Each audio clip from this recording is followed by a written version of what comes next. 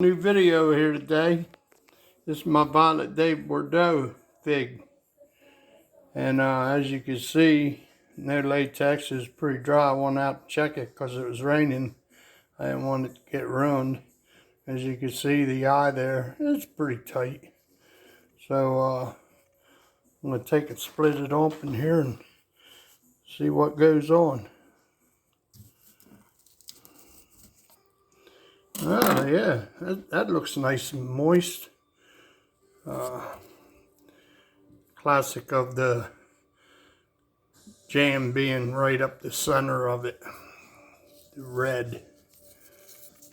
So we'll take a taste test here. And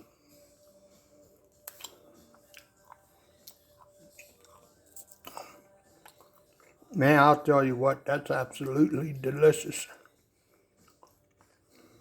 I didn't have too many on this tree this year.